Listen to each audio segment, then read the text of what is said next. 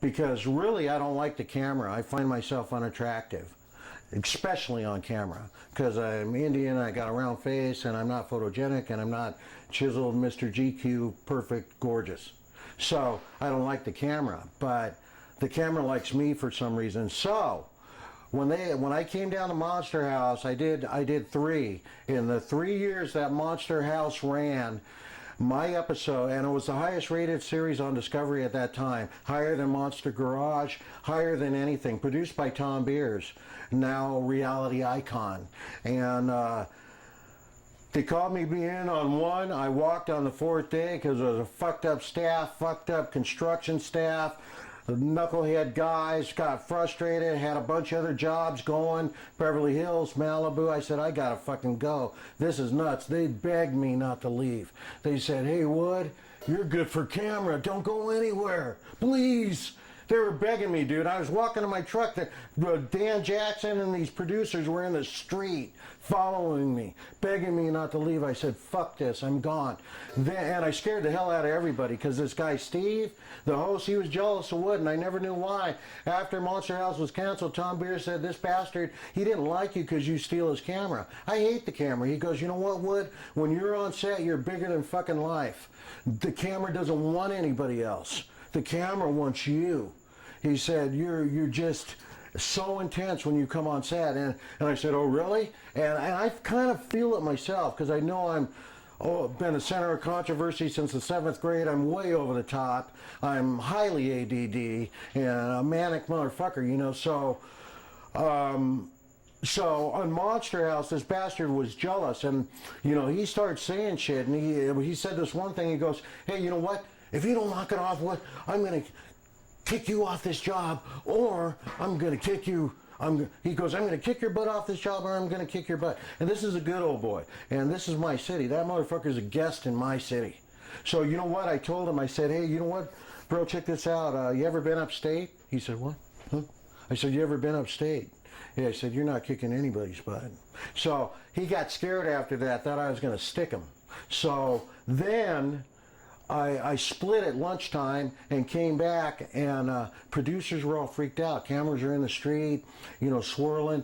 Lunchtime was over. Everybody was back to work. She said, hey, Wood, you're not allowed to really leave the set, you know, during the shoot. And I get back there. I pull up in front of my rig, and all the builders scatter.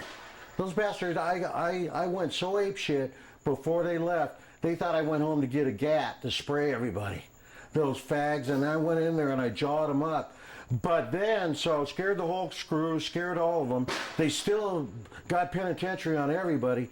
They still begged me not to go. So I left. I said, fuck that, fuck Monster House, I'm walking away. A year later, this girl calls me. She goes, hey, Dr. Wood, hi. This is so-and-so from Monster House. I go, oh, okay, hi. And she goes, you know, do you think you'd be interested in doing another one? I go, are you sure? Oh, you're kidding, right? She goes, no. She goes, come on back, Dr. Wood. We need you. You know, we want to talk to you. So I went back. That time, it was the only time they did a 2-parter because of Dr. Wood, man. I freaked him out. Had the whole country up in arms. I came upon a website 3 years later that I didn't even know existed, and they were still talking about me every other post. Every other post. Dr. Wood this, Dr. Wood that. So any press is good press. Fuck them. I'm not talking about them. They're talking about me. So it was really funny. I went in there. Then, last Monster House, last episode, 3 years, 300 builders. The host, really the only person anybody remembers is Wood. I'm recognized 3 times a week to this day from 10 years ago. They're showing my episodes around the world in Croatia. It was good TV. Everybody said, all these high powers, all these badass suits, said that's incredible TV. Tom Beers makes badass TV. So this guy says, hey, Wood, you're a reality gold mine. You're fucking hot. You're the shit. Let's go. I'm representing you. Recession hit. Construction shows went to nothing. No more Dr. Wood.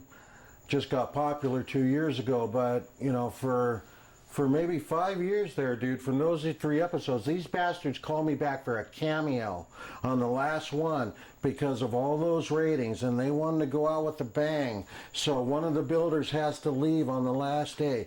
Badass build, bitchin' build, you know, and I come in, they say, oh, they go on camera and they go, who can we call? Producers. Let's call Dr. Wood. Oh my God, let's get him in to finish on the last day. So they call me. They don't tell Steve Watson I'm coming. I back in the driveway in my 4x, my lifted Blazer, and I got these testicles, these chrome testicles hanging from my tow hitch. I'm backing up the driveway. Steve comes out and goes ape shit, turns queer, freaks out, goes to Tom, I'm not doing the show, it's either him or me, I'm leaving the set if he stays. So they gave me the tools, they gave me the money, and so sorry Wood. And you know what, I was glad, because at that point it would have been all about me and him. And it would have been great TV, but those bastards worked hard and it was a bitchin' build. It was a steel build, I was gassing on it. So I didn't want to take away their glory. You know, so I said, okay, that's fine, man. Fuck this guy, I don't care.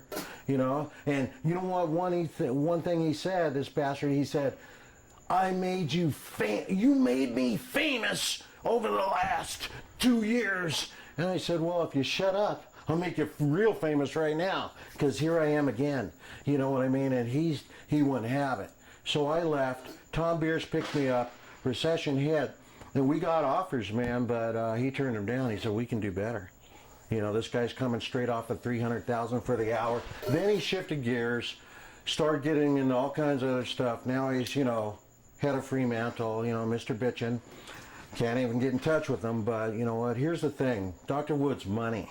I know Dr. Wood's money. Dog Chapman was run off the property of every production company in Hollywood and New York.